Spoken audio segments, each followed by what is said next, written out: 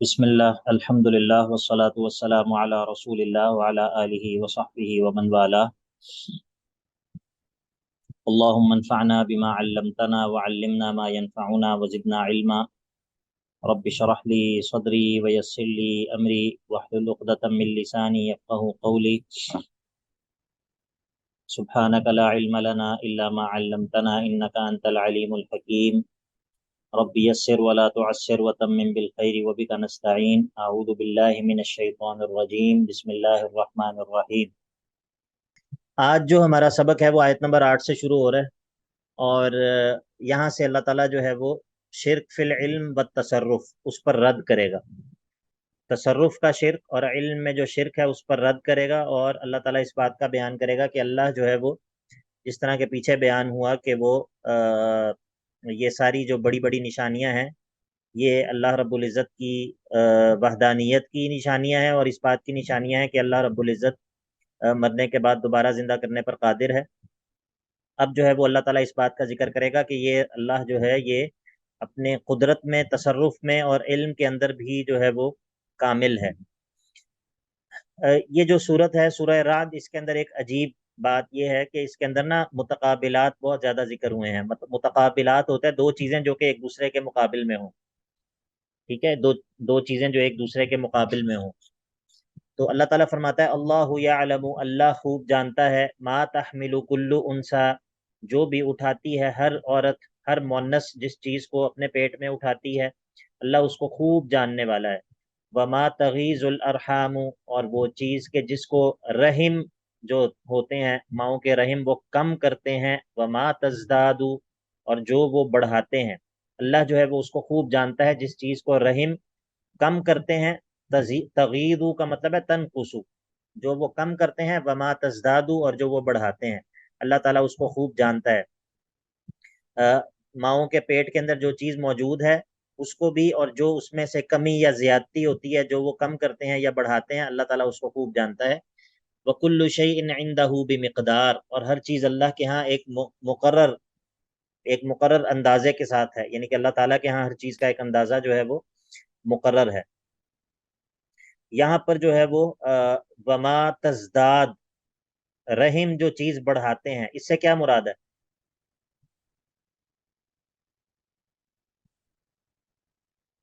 इससे क्या मुराद है? सर प्रेगनेंसी फेज की बात हो रही है। हाँ नहीं, प्रेगनेंसी में क्या किस चीज़ के बढ़ने की बात हो रही है? अ, पेट के बढ़ने की बात हो रही है। नहीं नहीं, इससे मुराद ये है वमा तगीजुल अरहाम वमा तजदाद। इससे मुराद या तो मुद्दत है, मुद्दत का कम या ज्यादा होना, ठीक है, और या फिर इससे मुराद औलाद की तादाद है, औलाद की तादाद। और या फिर जो औलाद की खिलकत है, औलाद की खिलकत, कोई बच्चा जो होता है वो कामिलुल आज़ा होता है, कोई बच्चा जो है वो नाकिसुल आज़ा होता है। ठीक है, तो ये तमाम चीज़ें मुराद है, क्योंकि ये तमाम वो चीज़ें हैं जिन जो कि रहम के अंदर कम या ज्यादा होती हैं। बात समझ आ गई या नहीं आ गई? जी उस्ताद आ हाँ, गई। ये सब चीज़ें मुराद हैं। अब यहाँ पर देखें, यहाँ पर तगीज़ु और तजदाद ये दोनों चीज़ें एक दूसरे के मुकाबिल है ना, कम करना और बढ़ाना। अब अल्लाह ताला फरमाता है आलिमुल गैबी वश्शहादतिल कबीरुल मुतआल, अल्लाह वो है जो कि उस चीज़ को भी जानने वाला है जो तुमसे गायब है और उस चीज़ को भी जानने वाला है जो तुम्हारे लिए हाजिर है। आलिमुल गैबी, वो गैब का जानने वाला भी है, वश्शहादती, और जो चीज़ हाजिर है उसका जानने वाला भी है। अल कबीरुल मुतआल, और वो बड़ा है। अल कबीर हर एतबार से बड़ा है, अपनी ज़ात के एतबार से, अपनी सिफात के एतबार से। और अल मुतआल, और बुलंदी वाला है, उसका बुलंद होना भी हर एतबार से है, अपनी ज़ात के एतबार से, अपने मकाम व मरतबे के एतबार से, अपनी सिफात के एतबार से, अपने गालिब होने के एतबार से। इन तमाम एतबार से वो कबीर भी है और अल मुतआल भी है। सवाउम मिनकुम मन असर्रल कौल व मन जहर बिह। अब यहाँ पर देखें आलिमुल गैबी व शहादती, अब अल गैब और अशहादा जो हैं वो एक दूसरे के ऑपोजिट हैं। बात समझ आ रही है या नहीं आ रही है आपको? मैंने जो कहा कि इस सूरत के अंदर मुतकाबिलात काफ़ी हैं। ठीक है, तो अब जी आपने सर जरा आ रही है। गौर करते जाना है आपने। सवाउम मिनकुम, बराबर है तुम्हारे लिए, बराबर है तुम में से, बराबर है तुम में से, मन असर्रल कौला, وہ شخص کے جو بات کو چھپائے، بات کو چھپانے والا، ومن جہر بہ، اور جو اس کو ظاہر کرے، اونچی اعلان کرے، یہ دونوں اللہ کے لیے برابر ہیں۔ من اسر القول اور ومن جہر بہ، یہ دونوں ایک دوسرے کے مقابل ہیں۔ ومن ہوا مستخف باللیل، اور وہ شخص کے جو رات کی تاریکی میں چھپنے والا ہو، وسارب بالنہار، اور بالکل ظاہر ہونے والا، دن کے اندر چلنے پھرنے والا، یہ دونوں اللہ تعالیٰ کے لیے تم میں سے وہ دونوں شخص برابر ہیں، جو کوئی بات چھپ کے کرے یا کوئی بات ظاہر کر کے کرے۔ ایسا نہیں ہے کہ اللہ رب العزت اس ظاہر کرنے والے کو تو زیادہ اس کے علم میں، اس شخص کے بارے میں علم اللہ کا زیادہ ہے، اور پوشیدہ بات کرنے والے کے بارے میں اللہ کا علم کم ہے، نہیں، اللہ کے لیے دونوں برابر ہیں۔ اگر کوئی شخص رات کی تاریکی میں کوئی کام کرتا ہے اور کوئی شخص دن کے اجالے میں چلتے پھرتے ہوئے کوئی کام کرتا ہے، ممکن ہے کہ تمہارے لیے ان دونوں کا علم جو ہے وہ ایک جیسا نہ ہو، لیکن اللہ کے لیے ان دونوں کے بارے میں علم ہونا، اللہ کے پاس جو ہے اللہ کا جو علم ہے ان دونوں کے بارے میں وہ ایک جیسا ہے، اس میں کوئی فرق نہیں ہے۔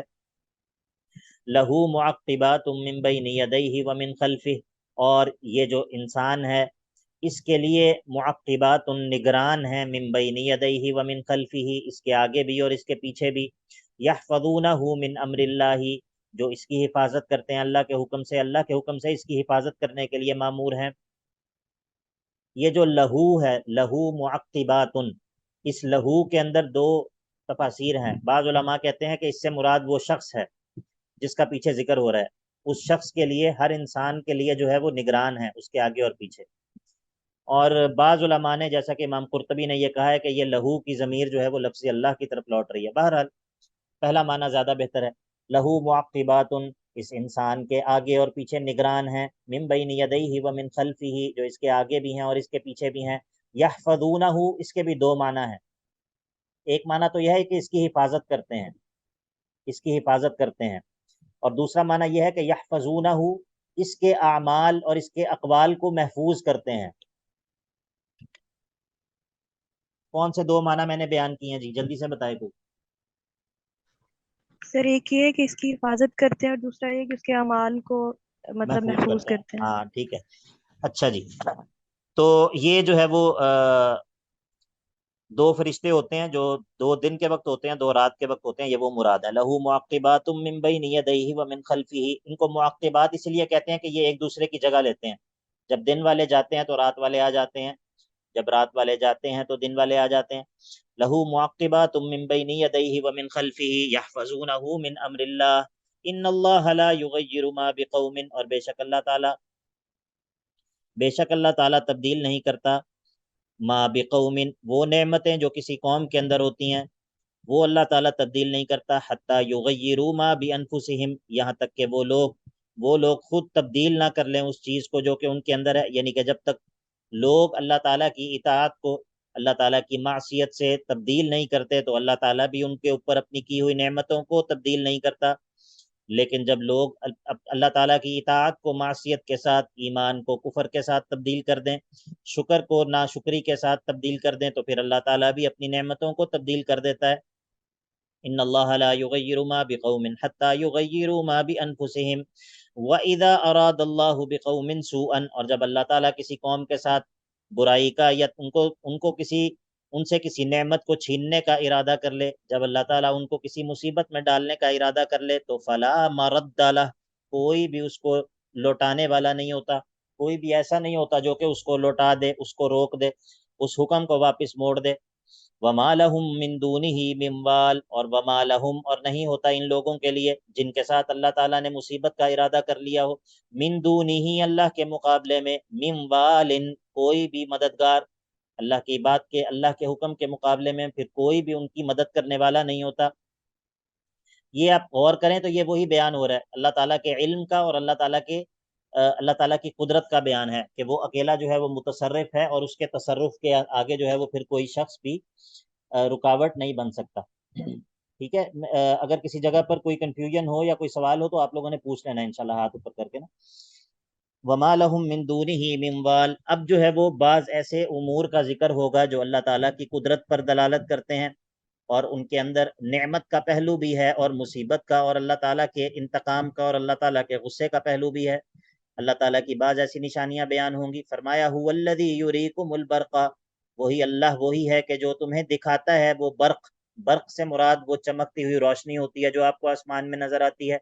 خوفا و طمعا، اس حال میں کہ تم ڈر بھی رہے ہوتے ہو کہ تم پر بجلی نہ گر جائے، و طمعا، اور تمہیں خواہش بھی ہوتی ہے، طمع اور لالچ بھی ہوتا ہے کہ اللہ تعالیٰ بارش کو برسا دے۔ وہ اللہ ہی ہے جو تمہیں یہ روشنی دکھاتا ہے۔ وَيُنشِئُ السَّحَابَ الثِّقَالَ، اور وہی جو ہے وہ آغاز کرتا ہے، تخلیق کرتا ہے ایسے بادلوں کو جو کہ بھاری ہوتے ہیں۔ الثقال، بھاری ہوتے ہیں، وزنی ہوتے ہیں، پانی کو اٹھائے ہوئے ہوتے ہیں، ٹنوں پانی جو ہوتا ہے وہ ان بادلوں کے اندر موجود ہوتا ہے۔ وَيُنشِئُ السَّحَابَ الثِّقَالَ وَيُسَبِّحُ الرَّعْدُ بِحَمْدِهِ، اور اللہ کی تسبیح بیان کرتا ہے الرعد۔ رعد جو ہے یہ ایک فرشتہ ہے، رعد جو ہے وہ فرشتے کا نام ہے، اکثر مفسرین کا یہی قول ہے۔ وَيُسَبِّحُ الرَّعْدُ، اور یہ حدیث کے اندر بھی نقل ہوا ہے، ترمذی کے اندر جو حدیث ہے جس میں یہودیوں نے اللہ کے نبی علیہ الصلوۃ والسلام سے کچھ سوالات کیے تھے، اس کے اندر بھی اس کا ذکر ہے۔ وَيُسَبِّحُ الرَّعْدُ بِحَمْدِهِ، اور رعد جو ہے وہ اللہ تعالیٰ کی تسبیح بیان کرتا ہے اس کی حمد کے ساتھ، ان دونوں چیزوں کو اکٹھے بیان کرتا ہے، یعنی کہ سبحان اللہ و بحمدہ، اللہ کی پاکی بھی بیان کرتا ہے، ساتھ اللہ کی حمد بھی بیان کرتا ہے، اللہ کی پاکی بھی بیان کرتا ہے، ساتھ اللہ کی حمد بھی بیان کرتا ہے۔ تو میں نے آپ لوگوں کو یہ بتایا تھا پچھلے سیمسٹر کے آغاز میں کہ اللہ تعالیٰ کے جو نام ہیں وہ دو ہی طرح کے ہیں، یا تو وہ اللہ تعالیٰ کی پاکی پر دلالت کرتے ہیں، یا پھر وہ اللہ تعالیٰ کی کسی صفت کمال پر دلالت کرتے ہیں۔ تو جب انسان کہتا ہے سبحان اللہ، تو وہ گویا کہ اللہ تعالیٰ کو تمام عیوب اور نقائص سے پاک قرار دیتا ہے، اور جب وہ کہتا ہے الحمدللہ، تو گویا کہ وہ اللہ تعالیٰ کے لیے تمام صفات کمال کا اس بات کر دیتا ہے۔ تو اسی لیے جب انسان ان دونوں کلمات کو ملا کر کہتا ہے سبحان اللہ و بحمدہ، تو گویا کہ وہ اللہ سے تمام عیوب کی نفی کر رہا ہے اور اللہ تعالیٰ کے لیے اس کی تمام صفات کمال کو ثابت کر رہا ہے۔ تو فرمایا کہ یسبح الرعد بحمدہ، جو رعد جو فرشتہ ہے وہ اللہ کی تسبیح اس کی حمد کے ساتھ ملا کر بیان کرتا رہتا ہے، اور صرف وہی نہیں بلکہ والملائکۃ، دیگر فرشتے بھی، من خیفتہ، اللہ کے خوف کی وجہ سے، وہ اللہ کی پاکی اور اللہ کی جو ہے وہ حمد بیان کرتے رہتے ہیں۔ اس کو کہتے ہیں دلیل نقلی، یہ دلیل نقلی بیان کی فرشتوں سے۔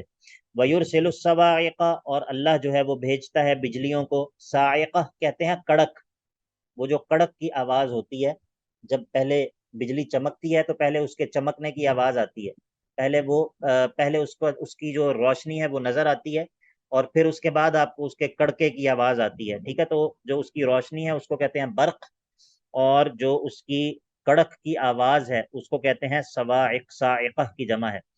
وَيُرْسِلُ الصَّوَاعِقَ، اور وہ اس بجلی کو گرا دیتا ہے، بھیجتا ہے، فَيُصِيبُ بِهَا مَن يَشَاءُ، اور اس کے ذریعے جس کو چاہتا ہے وہ نشانہ بنا دیتا ہے، جس پر چاہتا ہے اس بجلی کو گرا دیتا ہے۔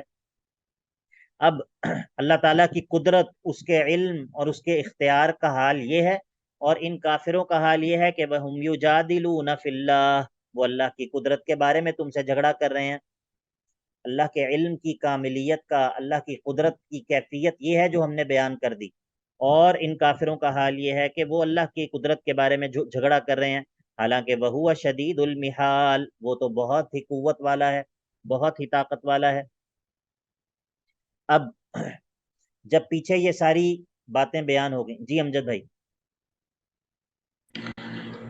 شیخ صاحب اس سے ہٹ کے ہی وہ آپ نے بھی رات کا بتایا نا، جی تو وہ میرے ذہن میں ہے کہ پاکستان کا ایک میزائل بھی ہے جس کا نام ہے رات، تو وہ بھی انہوں نے فرشتے کے نام پہ ہی رکھا ہوا ہے۔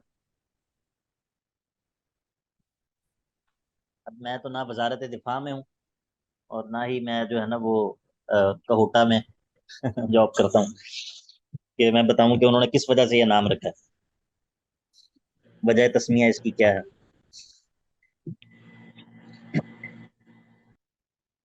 اچھا جی، وَيُسَبِّحُ الرَّعْدُ بِحَمْدِهِ وَالْمَلَائِكَةُ مِنْ خِيفَتِهِ وَيُرْسِلُ الصَّوَاعِقَ فَيُصِيبُ بِهَا مَن يَشَاءُ وَهُمْ يُجَادِلُونَ فِي اللَّهِ وَهُوَ شَدِيدُ الْمِحَالِ۔ اب یہ سارے دلائل جب بیان ہو گئے، جب یہ سارے دلائل بیان ہو گئے کہ اللہ کی قدرت کا عالم یہ ہے، اس کے علم کا عالم یہ ہے، اور وہی ہے جس نے اس آسمان کو بلند کر رکھا ہے، وہی ہے جس نے اس زمین کو بچھا رکھا ہے۔ جی پوچھیں۔ سر مطلب بعض تراجم میں یہاں جو رعد کا آپ نے میننگ بتایا وہاں کڑک لکھا ہوا ہے انہوں نے، تو ایسا کیوں ہے؟ ایسا اسی لیے ہے کہ بعض لوگ جو ہے نا وہ الرعد کو اس کے لفظی معنی میں لیتے ہیں، ٹھیک ہے، کہ اس سے مراد جو ہے وہ جی بجلی کا کڑکا ہے۔ تو اصل میں یہ جو چونکہ یہ تفسیر جو ہے وہ مرفوعاً ذکر ہوئی ہے، اللہ کے نبی علیہ الصلوۃ والسلام سے منقول ہے، تو جی اسی لیے جو ہے وہ اسی پر اکتفا کرنا بہتر ہے۔ باقی ظاہر ہے کہ وہ جو بجلی کا کڑکنا ہے اس کو بھی رعد تو کہا جاتا ہے، ٹھیک ہے، تو یہ ہو سکتا ہے کہ یہ اس کی آواز ہو فرشتے کی، جیسا کہ بعض آثار میں ذکر ہوا ہے کہ یہ اس کی تسبیح کی آواز ہے، ٹھیک ہے، تو گویا کہ یہ اللہ تعالیٰ کی تسبیح جب وہ کرتا ہے تو یہ کڑک کی آواز جو ہے، کڑک کی جو آواز ہے یہ اس فرشتے کی تسبیح ہے، ٹھیک ہے، بعض لوگوں نے یہ بھی کہا ہے۔ جی ٹھیک ہے۔ تو بس سیدھا معنی بنتا جی ہے جب اکثر مفسرین کا صحابہ اور تابعین میں سے یہی قول ہے کہ یہ اس سے رعد سے مراد جو ہے یہ کیا ہے، یہ فرشتہ ہے۔ وَيُسَبِّحُ الرَّعْدُ جی ٹھیک بِحَمْدِهِ وَالْمَلَائِكَةُ مِنْ خِيفَتِهِ وَيُرْسِلُ الصَّوَاعِقَ فَيُصِيبُ بِهَا مَنْ يَشَاءُ وَهُمْ يُجَادِلُونَ فِي اللَّهِ وَهُوَ شَدِيدُ الْمِحَالِ لَهُ دَعْوَةُ الْحَقِّ۔ تو جب یہ سارے دلائل بیان ہو گئے، ٹھیک ہے، کہ اللہ تعالیٰ کی قدرت کا عالم یہ ہے، اس کے علم کا عالم یہ ہے، تو اب یہ نتیجہ یہ نکلا کہ لہو دعوت الحق، اسی کی دعوت جو ہے وہ حق دعوت ہے، یا پھر اسی کو پکارنا جو ہے وہ درست بات ہے، لہو دعوت الحق، اسی کو پکارنا جو ہے وہ درست بات ہے، وہی ہے جو کہ اس بات کا مستحق ہے کہ اسی کو پکارا جائے۔ والذین یدعون من دونہ، اور وہ لوگ وہ معبود کہ دوسرے کافر لوگ جن کو اللہ کو چھوڑ کر پکارتے ہیں، لا یستجیبون لہم بشیء، یہ باطل معبود تو ان پکارنے والوں کی کسی بھی پکار کا جواب نہیں دے سکتے، الا، مگر ان کا معاملہ تو یہ ہے، ان غیر اللہ کو پکارنے والوں کا معاملہ تو یہ ہے کہ کباسط کفیہ، جیسے کہ ہاتھ کو پھیلانے والا ہو، جیسے اپنے ہتھیلیوں کو پھیلانے والا ہو، کوئی شخص اپنی ہتھیلیوں کو پھیلانے والا ہو، الی الماء، پانی کی جانب، لیبلغ فاہ، تاکہ وہ پانی خود بخود اس کے منہ تک پہنچ جائے، حالانکہ وما ہوا ببالغہ، وہ اس پانی تک جو ہے وہ پہنچ نہ سکتا ہو، پانی جو ہے وہ اس کے منہ تک کبھی بھی پہنچنے والا نہیں ہے۔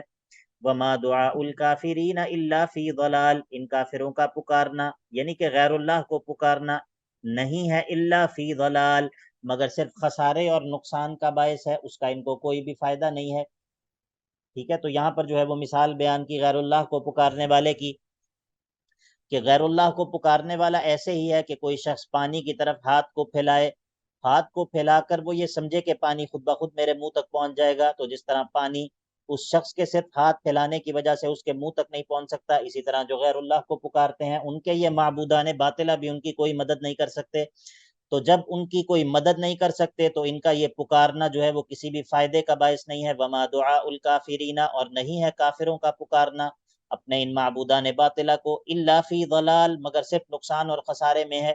اور اللہ کا عالم تو یہ ہے، اللہ کی عبودیت اور اللہ کی الوہیت کا اور اس کی سلطنت کا عالم تو یہ ہے کہ وَلِلَّهِ يَسْجُدُ مَن فِي السَّمَاوَاتِ وَالْأَرْضِ طَوْعًا وَكَرْهًا، اور اللہ ہی کے لیے سجدہ ریز ہوتے ہیں، اسی کے مطیع و فرما بردار ہیں، من فی السماوات والارض، جو کوئی بھی آسمانوں اور زمین میں ہے، طوعا وکرہا، چاہتے ہوئے بھی اور نہ چاہتے ہوئے بھی، خوشی سے بھی یا مجبوری سے بھی، وظلالہم، اور ان کے جو سائے ہیں وہ بھی اللہ ہی کے لیے سجدہ ریز ہوتے ہیں، بالغدو والآصال، دن کے ابتدائی حصے میں بھی اور دن کے آخری حصے میں بھی۔ طوعا وکرہا سے کیا مراد ہے، یہ پہلے ہم نے پڑھا ہے پچھلے سمسٹر میں، کوئی بتا دے جلدی سے، طوعا وکرہا، خوشی سے بھی اور نہ چاہتے ہوئے بھی، یاد ہے کسی کو؟ السلام علیکم وعلیکم سر، السلام۔ اس میں آپ نے ایک تو یہ بتایا تھا کہ توان سے مراد وہ ہے کہ جو مطلب ایمان والے لوگ ہیں وہ، اور کرہن سے مراد بھی یہی ہے کہ انسانوں کو اللہ تعالیٰ نے اختیار دیا ہے نا کہ وہ انکار کر سکتے ہیں، تو اس میں اور دوسرا آپ نے یہ بتایا تھا کہ امور جو تشریح ہیں وہ توان میں آتے ہیں، اور بارک امور اللہ فیک، تکمیلیہ جو بارک اللہ فیک، بارک اللہ فیک، اللہ تعالیٰ آپ کو برکت دے۔ یہی بات ہے، امور تشریعیہ اور امور تکوینیہ والی بات ہے، ٹھیک ہے. وَلِلَّهِ يَسْجُدُ مَنْ فِي السَّمَاوَاتِ وَالْأَرْضِ طَوْعًا وَكَرْهًا وَظِلَالُهُمْ، اور ان کے جو سائے ہیں وہ بھی سجدہ کرتے ہیں، بالغدو والآصال، دن کے ابتدائی حصے میں بھی، اور آصال اصل ان کی جمع ہے، دن کے آخری حصے کو کہتے ہیں. تو انسان بھی اور ان کے سائے بھی جو ہے وہ اللہ کے لیے سجدہ ریز ہوتے ہیں. اب یہ جو ادلہ عقلیہ بیان ہوئے، اس کے ساتھ لکھ لیں سورہ حج کی آیت نمبر 18، اور یہ جو پیچھے آیت نمبر 11 تھی اس کے ساتھ آپ لکھ لیں سورہ انفال کی آیت نمبر 53 اور 54. آیت نمبر 11 کے ساتھ لکھ لیں سورہ انفال کی آیت نمبر 53 اور 54، اور یہ آیت نمبر جو 15 ہے اس کے ساتھ لکھ لیں سورہ حج کی آیت نمبر 18. اور پھر ان آیتوں کو آپ نے دیکھنا ہے کہ کیا تعلق ہے ان آیات کا اس آیت کے ساتھ جو ہم پڑھ رہے ہیں. ماشاءاللہ کچھ نئے لوگ بھی نظر آ رہے ہیں کلاس میں. ایمن عبداللہ، جی آپ بہن ہیں یا بھائی ہیں؟ ایمن جو ہے وہ لڑکوں کا نام بھی ہوتا ہے، لڑکیوں کا نام بھی ہوتا ہے. سر بہن بہن ہے جی. آپ کا پہلا ابھی اس دفعہ آپ انرول ہوئی ہیں کورس میں؟ جی سر. چلیں بارک اللہ فیکم، اہلا بکم جی، خوش آمدید. اللہ تعالیٰ آپ کا یہ سفر مبارک بنائے اور آپ کو استقامت دے. اور آپ جو ہے وہ اگر آپ کو کوئی چیز سمجھ نہ آئے یا کسی چیز میں کنفیوژن ہو تو آپ بلا تکلف انشاءاللہ پوچھ سکتی ہیں، ٹھیک ہے انشاءاللہ. شروع میں بندے کو تھوڑا سا ساتھ یعنی کہ شامل ہونے میں تھوڑا سا تھوڑی سی جو ہے وہ شروع میں تھوڑی سی مشکل پیش آتی ہے، لیکن آہستہ آہستہ انشاءاللہ انسان جو ہے وہ ساتھ چل پڑتا ہے. ماشاءاللہ عرفان قیوم بھائی بھی ہیں. عرفان بھائی السلام علیکم، کیا حال ہے؟ وعلیکم السلام شیخ. آپ الحمدللہ. عرفان بھائی آپ تو ماشاءاللہ بڑے عرصے بعد آپ کی زیارت ہوئی. آپ غائب ہی ہو گئے نا دراصل، آفرن سے نظر صاحب کے لیکچر میں ہم شامل ہو گئے تھے. ہاں چلیں کوئی بات نہیں، اب واپس آ گئے ہیں ہمارے پاس. اب راشد فاروق بھائی، جی راشد بھائی السلام علیکم ورحمۃ اللہ. وعلیکم السلام ورحمۃ اللہ جی وبرکاتہ. راشد بھائی اہلا بکم جی، خوش آمدید. آپ بھی اس دفعہ جی آپ بھی اس دفعہ انرول ہوئے ہیں؟ جی جی میں بھی اس دفعہ انرول ہوں. جی چلیں بارک اللہ فیکم، پہلی چلتا کلاس رہے گا میں. انشاءاللہ. بارک اللہ فیکم. اللہ بارک. تو اللہ بارک. انشاءاللہ یہ سفر آپ چلے گا ہمارے ساتھ. ہماری اب یہ تھوڑی رولر کوسٹر رائڈ ہے، ٹھیک ہے، تو آپ نے گھبرانا نہیں ہے انشاءاللہ، ٹھیک ہے. نہیں انشاءاللہ کوئی مسئلہ نہیں. چلے ہاں انشاءاللہ جتنا بھی بندہ مستفید ہو سکے اتنا اچھا ہے. ہاں بارک اللہ فیکم، اللہ تعالیٰ آپ کو برکت دے. باقی یہاں پر یہ جو پرانے بھائی ہیں، عرفان قیوم بھائی پرانے ہیں ماشاءاللہ، اور باقی جو لوگ ہیں وہ تو پچھلے سیمسٹر میں ساتھ شامل ہوئے ہیں. عرفان بھائی ہیں جو پرانے ہیں، باقی کچھ بہنیں ہیں پرانی ہیں. تو یہ ہے کہ یہ لوگ نا ہمارے اسلوب جو ہے ہمارا ایک پڑھنے کا یا ترجمے کا جو ایک ہمارا خاص اسلوب ہے، اس میں کچھ خاص اصطلاحات ہم استعمال کرتے ہیں کبھی کبھی، یا کبھی جو ہے وہ یہ ہوتا ہے کہ ساتھ آیات لکھواتے جاتے ہیں. تو یہ کچھ چیزیں ہیں، ان کے ساتھ آپ کو تھوڑا سا الائن ہونے میں تھوڑا سا شاید آپ کو ٹائم لگے، لیکن انشاءاللہ آہستہ آہستہ آپ جو ہے وہ ساتھ چل جائیں گے انشاءاللہ اللہ تعالیٰ کی توفیق سے، ٹھیک ہے. لیکن یہ ہے کہ اس میں آپ نے یہ نہیں سمجھنا کہ میں جو ہے وہ سوال نہیں کر سکتا، یا آپ نے کہا کہ مجھے کوئی بات سمجھ نہیں آ رہی تو میں خاموشی سے بیٹھا رہوں. نہیں، آپ نے جو ہے وہ پوچھنا ہے انشاءاللہ، سوال کرنا، ٹھیک ہے. جی جی انشاءاللہ ضرور. ظاہر جب آپ کوئی ہاں اسٹارٹ کرتے ہیں تو شروع میں تھوڑا سا آپ کو مطلب وہ بالکل فیل ہوتا ہے، بالکل لیکن بالکل. انشاءاللہ مطلب دیکھیں مقصد تو یہی ہے نا کہ جنہیں کچھ علم جو ہے وہ سیکھا جائے. بارک اللہ فیکم، جزاک اللہ خیر. حیاکم اللہ. اچھا جی، یہ میں نے اسی لیے کہا ہے تاکہ آپ لوگ جو ہے نا وہ عربی کے اندر نا وہ ایک مقولہ ہے، وہ کہتے ہیں کہ لکل داخل دہشہ، لکل داخل دہشہ، ہر نیا داخل ہونے والا جو ہوتا ہے نا اس کے اوپر ایک دہشت سی ہوتی ہے، اس کے اوپر نا ایک خوف سی. بلکہ آپ نے کبھی تجربہ کیا ہو، اگر آپ کسی ایسے کمرے میں داخل ہوں جہاں پر پہلے سے سارے لوگ بیٹھے ہوں، تو بندہ داخل ہوتے ہوئے بڑا جو ہے نا وہ آکورڈ سا فیل کرتا ہے. ایسا ہوتا ہے یا نہیں ہوتا؟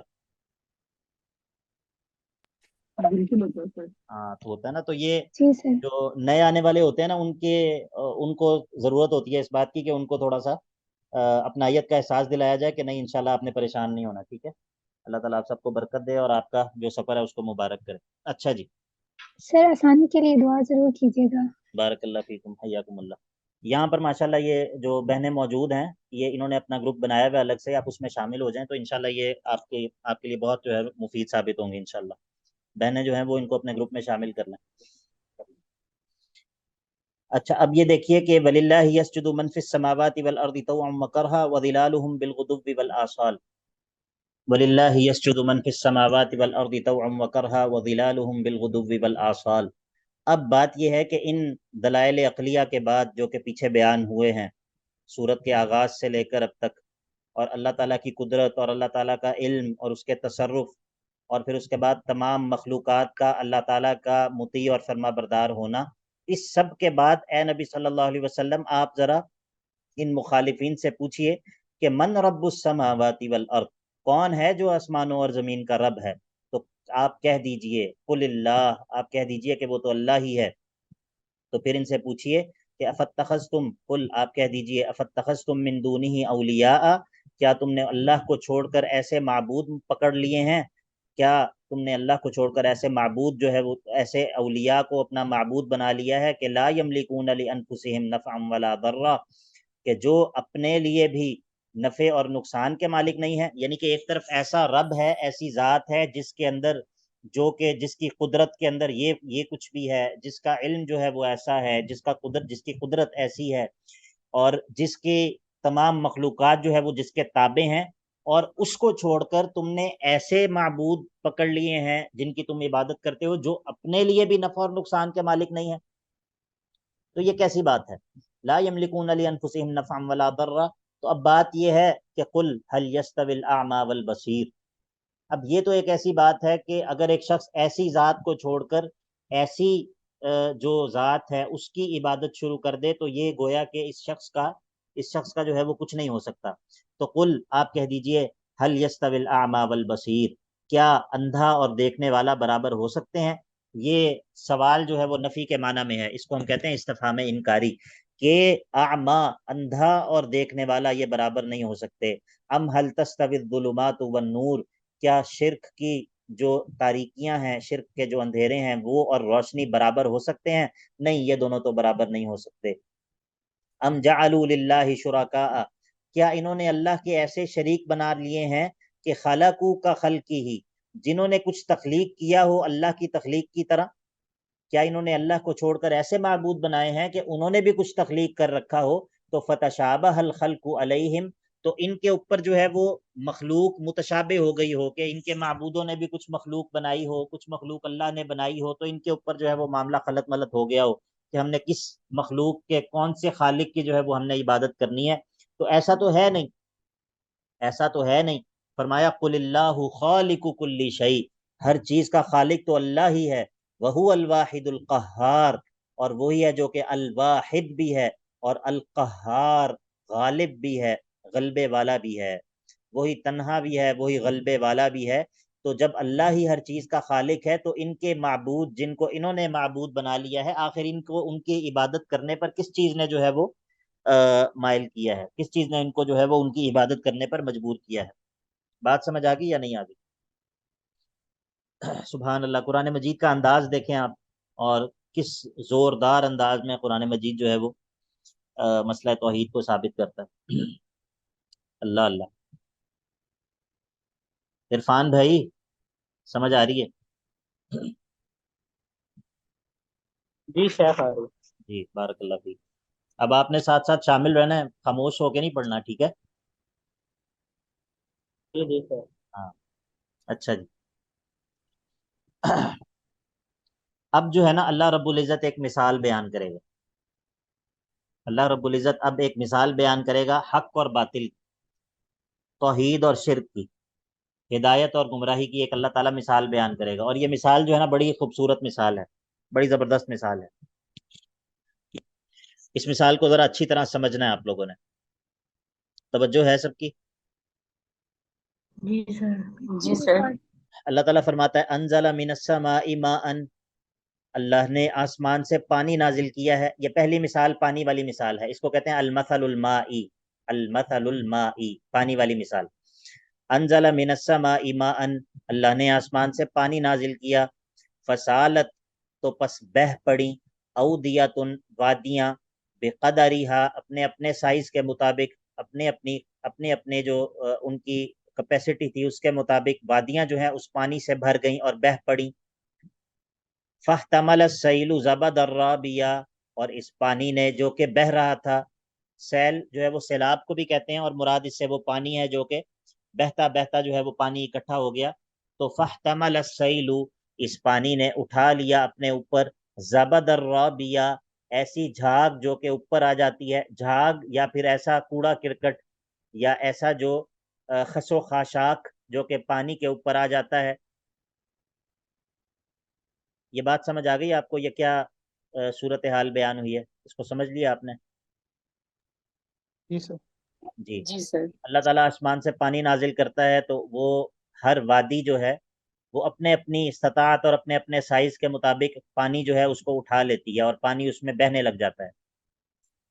تو اللہ تعالیٰ نے آسمان سے وحی کو نازل کیا ہے، اللہ تعالیٰ نے آسمان سے وحی کو نازل کیا ہے، اللہ تعالیٰ نے آسمان سے حق کو نازل کیا ہے. تو جس طرح پانی اللہ تعالیٰ نے آسمان سے نازل کیا ہے اور وہ لوگوں کے لیے اس میں زندگی کا سامان ہے، اور لوگوں کے لیے اس میں نفع ہے، اور لوگوں کے لیے اس میں زندگی کا سامان اس طرح ہے کہ پانی کے ذریعے ان کے جانور پانی پیتے ہیں، وہ خود پانی پیتے ہیں، ان کی زمینیں جو ہیں وہ سبزہ اگاتی ہیں.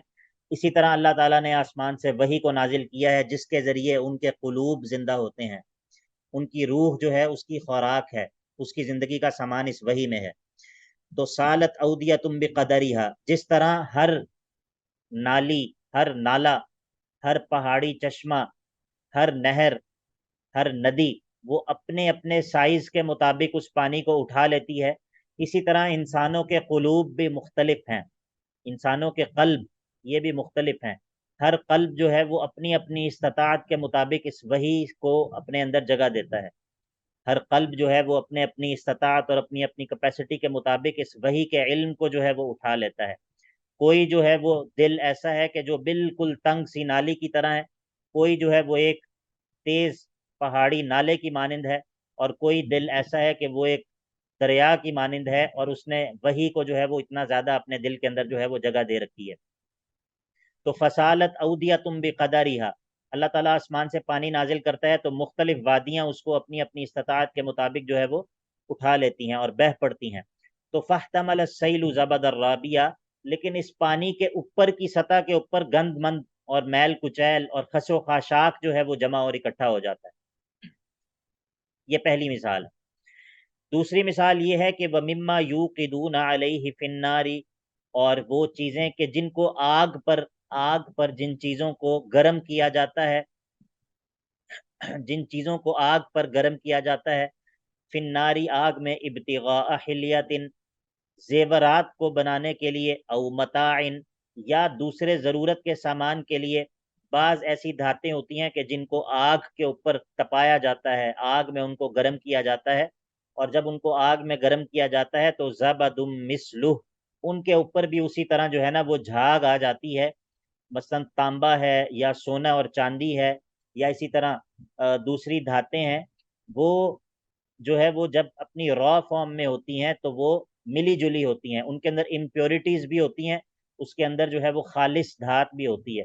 تو جب آگ کے اوپر، بھٹی کے اوپر ان کو سلگایا جاتا ہے، ان کو اچھی طرح گرم کیا جاتا ہے، تو اس کی جو امپیورٹیز ہوتی ہیں، اس کے اندر جو چیزیں کام کی نہیں ہوتی، فالتو چیزیں ہوتی ہیں، تو وہ اس کے اوپر آ جاتی ہیں.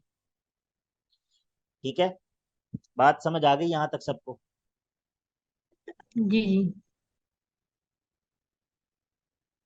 ڈاکٹر فیصل صاحب آپ کو بھی سمجھ آ گئی؟ جی سر شور. ہاں جی السلام علیکم. بارک اللہ فیک. وعلیکم السلام، حیاکم اللہ. اب دیکھیں اللہ رب العزت کیا فرماتا ہے. اللہ تعالیٰ فرماتا ہے کذالک یضرب اللہ الحق والباطل، یہی ہے حق اور باطل کی مثال. اللہ اسی طرح حق اور باطل کی مثال بیان کرتا ہے.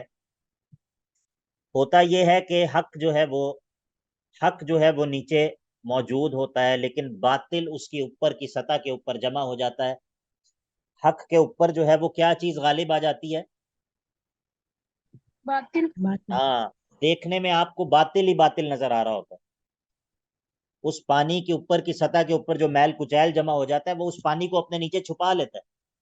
تو بظاہر دیکھنے والے کو ایسے لگتا ہے کہ باطل حق کے اوپر غالب آ گیا ہے، باطل کی بہت زیادہ ہائپ کریٹ ہو جاتی ہے، باطل کا ہر طرف جو ہے وہ شور ہوتا ہے، باطل کا ہر طرف غلغلہ ہوتا ہے، ہر طرف انسان کو وہی سننے کو ملتا ہے، وہی دیکھنے کو ملتا ہے، تو وہ شخص جس کی نگاہ جو ہے وہ سطحی ہوتی ہے، وہ شخص کیا سمجھتا ہے؟ وہ شخص سمجھتا ہے کہ باطل جو ہے وہ حق کے اوپر غالب آ گیا، وہ سمجھتا ہے کہ باطل جو ہے ہر طرف اسی کا تذکرہ ہے، اس کے ویوز، اس کے سبسکرائبرز اور اس کے جو ہے وہ فالوورز وہ تو سب سے زیادہ ہیں، درست بات کو تو کوئی کہنے والا ہی نہیں ہے، درست بات کو تو کوئی سننے والا ہی نہیں ہے، ٹھیک ہے، باطل تو حق کے اوپر گویا کہ غالب آ گیا ہے۔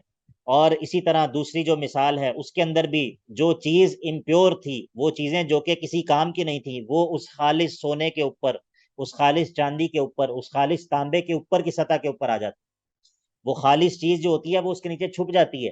لیکن اللہ تعالیٰ کیا فرماتا ہے؟ فرماتا ہے فَأَمَّا الزَّبَدُ فَيَذْهَبُ جُفَاءً، یہ اوپر اکٹھے ہو جانے والا خس و خاشاک، اوپر جمع ہو جانے والی جھاگ، یہ جو ہے وہ پھر ایسے کسی کام کی نہیں رہتی، اس کو پھینک دیا جاتا ہے، اس کو ہٹا دیا جاتا ہے، یہ جو ہے وہ ضائع ہو جاتی ہے۔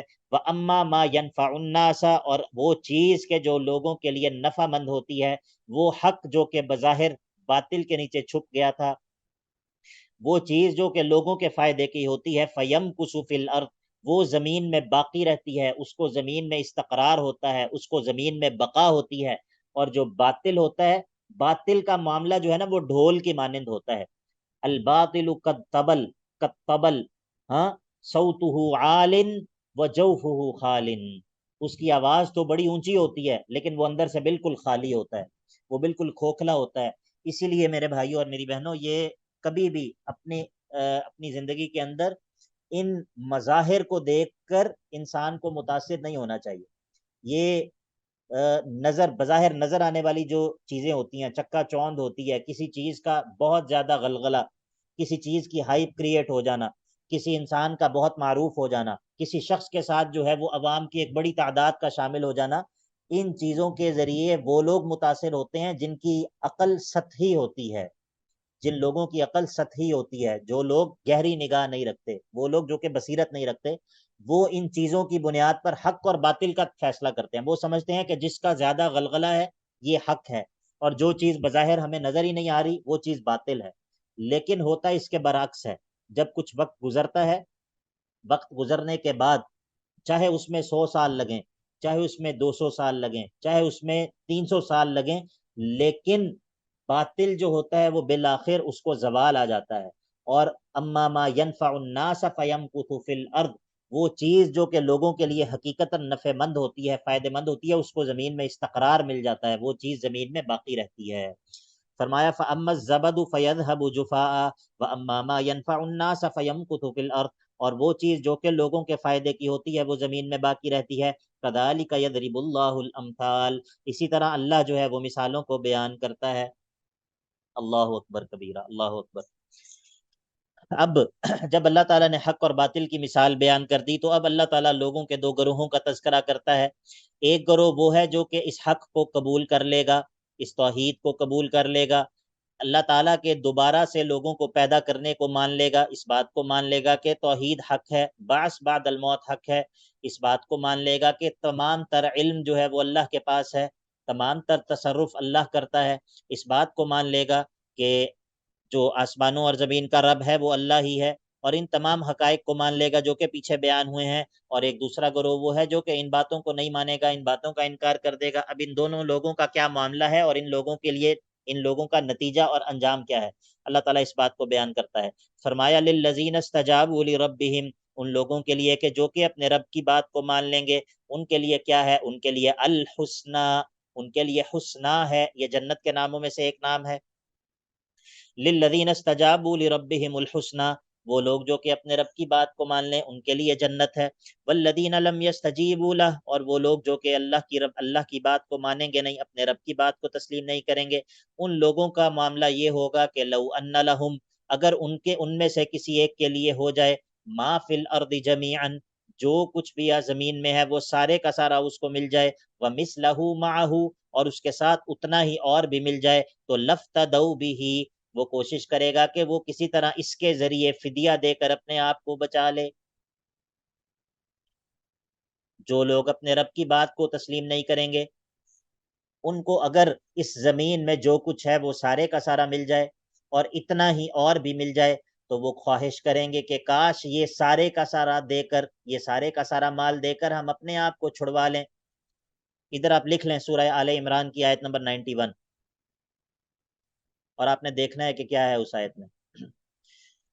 لیکن یہ فدیہ ان سے قبول نہیں کیا جائے گا، تو فرمایا اولئک لہم سوء الحساب، یہ وہ لوگ ہیں جن کے لیے بدترین طریقے سے حساب ہوگا، ومأواہم جہنم، اور ایسے لوگوں کا ٹھکانہ جہنم ہوگا، وبئس المہاد، اور کتنا برا وہ بچھونا ہے۔ اب یہ کیا دونوں لوگ برابر ہو سکتے ہیں؟ ایک وہ لوگ جنہوں نے اس بات کو، ان حقائق کو تسلیم کر لیا، جنہوں نے توحید کو تسلیم کر لیا، جنہوں نے اس قرآن کی حقانیت کو تسلیم کر لیا، جنہوں نے بعث بعد الموت کو تسلیم کر لیا، جنہوں نے یہ مان لیا کہ اللہ ہی ہے جو کہ کامل علم رکھتا ہے، اللہ ہی ہے جو کہ کائنات میں تصرف کرتا ہے۔ اور اس کے مقابلے میں دوسرے وہ لوگ ہیں جنہوں نے ان حقائق کو تسلیم نہیں کیا۔ تو اللہ تعالیٰ فرماتا ہے افمن یعلم، تو کیا وہ شخص کے جو اس بات کا یقین رکھتا ہو کہ انما انزل الیک، کہ وہ چیز جو اللہ نے آپ کی طرف نازل کی ہے، جو نازل کی گئی ہے آپ کی طرف، من ربک، آپ کے رب کی جانب سے، الحق، وہ حق ہے۔ وہ شخص جس کو اس بات کا یقین ہو کہ جو چیز آپ کی طرف، آپ کے رب کی طرف سے نازل کی گئی ہے وہ حق ہے، کیا یہ شخص کمن ہوا اعما، اس شخص کی طرح ہو سکتا ہے جو کہ اندھا ہو، ان حقائق سے اندھا ہو؟ کیا یہ دونوں لوگ برابر ہو سکتے ہیں؟ نہیں، یہ دونوں لوگ برابر نہیں ہو سکتے۔ انما یتذکر اولو الالباب، نصیحت تو صرف وہی لوگ حاصل کرتے ہیں جن کی عقلیں جو ہیں وہ صاف ستھری عقلوں والے جو لوگ ہوتے ہیں، ذکی اور صاف عقلوں والے لوگ۔ الباب سے مراد وہ عقل ہوتی ہے جو کہ عقل صحیح ہوتی ہے۔ انما یتذکر اولو الالباب، نصیحت تو وہی لوگ حاصل کرتے ہیں جو کہ اولو الالباب ہوتے ہیں، صفا عقلوں والے ہوتے ہیں۔ یہ اولو الالباب کون لوگ ہیں؟ ان کی نشانی کیا ہے؟ الذین یوفون بعہد اللہ، یہ وہ لوگ ہیں جو پورا کرتے ہیں ان عہدوں کو جو کہ انہوں نے اللہ سے عہد کر رکھے ہیں۔ اور ولا ینقضون المیثاق، یہ اپنے ان وعدوں کو توڑتے نہیں ہیں۔ اس سے مراد وہ عہد بھی ہیں جو کہ انسان اللہ تعالیٰ سے کرتا ہے ایمان کے ذریعے، اور اس سے مراد وہ عہد اور وہ وعدے بھی ہیں جو کہ انسان آپس میں کرتے ہیں۔ الذین یوفون بعہد اللہ ولا ینقضون المیثاق والذین یصلون ما امر اللہ بہ ان یوصل، اور یہ وہ لوگ ہیں جو جوڑتے ہیں، یصلون جوڑتے ہیں، ما امر اللہ بہ ان یوصل، وہ چیز کہ جس کو جوڑنے کا اللہ نے حکم دیا ہے۔ ویخشون ربہم، اس سے مراد جو ہے وہ تعلقات ہیں، رحم کے تعلقات ہیں۔ ویخشون ربہم، اور اپنے رب کی خشیت رکھتے ہیں۔ ویخافون سوء الحساب، اور جو ہے وہ برے حساب سے جو ہے وہ یہ لوگ ڈرتے بھی ہیں۔ والذین صبروا ابتغاء وجہ ربہم، اور وہ لوگ جو کہ صبر کرتے ہیں اپنے رب کے چہرے کو پانے کے لیے، اپنے رب کی رضا کے لیے، اپنے رب کے چہرے کو پانے کے لیے صبر کرتے ہیں اس کو پانے کی امید میں۔ وَأَقَامُوا الصَّلَاةَ، اور نماز کو قائم کرتے ہیں۔ وَأَنفَقُوا مِمَّا رَزَقْنَاهُمْ، اور خرچ کرتے ہیں اس مال میں سے کہ جو ہم نے ان کو دیا ہے۔ کس طرح خرچ کرتے ہیں؟ سرًّا وعلانیةً، پوشیدہ طور پر بھی اور اعلانیہ طور پر بھی۔ وَيَدْرَؤُونَ بِالْحَسَنَةِ السَّيِّئَةَ، اور دھکیل دیتے ہیں، ہٹا دیتے ہیں، یدرؤون ہٹا دیتے ہیں، درأ یدرؤ کسی چیز کو ہٹا دینا، بالحسنۃ السیئۃ نیکیوں کے ذریعے برائیوں کو دھکیل دیتے ہیں، توبہ کے ذریعے گناہوں کو ہٹا دیتے ہیں۔ اولئک لہم عقبی الدار، یہی وہ لوگ ہیں کہ جن کے لیے آخرت کا گھر ہے، جن کے لیے اچھا انجام ہے۔ وہ اچھا انجام کیا ہے؟ وہ اچھا انجام یہ ہے کہ جنات عدن، ہمیشگی والی جنتیں ہیں، یدخلونہا، کہ جن میں یہ لوگ داخل ہو جائیں گے۔ اچھا، یہ اکیلے داخل ہوں گے؟ نہیں، ومن صلح من آبائہم وازواجہم وذریاتہم، اور جو نیک ہوں گے ان کے آبا و اجداد میں سے، وازواجہم، اور ان کی بیویوں میں سے، وذریاتہم، اور ان کی اولادوں میں سے، وہ بھی ان کے ساتھ جنت میں داخل ہو جائیں گے، ہمیشگی والی جنتوں میں۔ والملائکۃ یدخلون علیہم من کل باب، اور ہر دروازے سے ان پر فرشتے داخل ہو رہے ہوں گے، اور داخل ہو کر کہہ رہے ہوں گے سلام علیکم، اللہ کی تم پر سلامتی ہو گئی ہے، اللہ کی تم پر سلامتی ہو گئی ہے، کہ اللہ نے تمہیں بچا لیا ہے، اللہ نے تمہیں حشر کی سختیوں سے بچا لیا ہے، اللہ نے تمہیں حساب و کتاب کی سختیوں سے بچا لیا ہے، اللہ نے تمہیں دوزخ کی اور جہنم کی سختیوں سے بچا لیا ہے، تو اللہ کی طرف سے تم پر سلامتی ہو گئی ہے۔ बिमा सबर तुम, उस सबर की वजह से कि जो कि दुनिया में तुमने किया था। सलामुन अलैकुम बिमा सबर तुम फनिअमा उक़बद्दार, तो किस कदर बेहतरीन बदला है, किस कदर बेहतरीन आकबत है इन लोगों की कि जो जो उलुल अलबाब हैं, जिनके ऊपर सिफात बयान हुई। फनिअमा उक़बद्दार, तो किस कदर बेहतरीन आकबत है इन लोगों की जो कि अल्लाह ताला की बात को मान लेने वाले हैं, जिनके बारे में पीछे कहा लिल्लज़ीना इस्तजाबू लिरब्बिहिमुल हुस्ना। अच्छा, ये जो फरिश्तों का सलाम करना है, सलामुन अलैकुम बिमा सबरतुम फनिअमा उक़बद्दार, इसके बारे में मुस्नद अहमद के अंदर एक हदीस है। वो हदीस बड़ी ज़बरदस्त है और बहुत ही यानी कि उसके अंदर बड़े असबाक हैं। तो इंशाल्लाह वो अभी चूँकि वक्त जो है वो ख़त्म हो गया है, वक्त कम है, तो इंशाल्लाह अपनी अगली क्लास के अंदर इंशाल्लाह हम वो हदीस बयान करेंगे, पहले फिर आगे सबक पढ़ेंगे।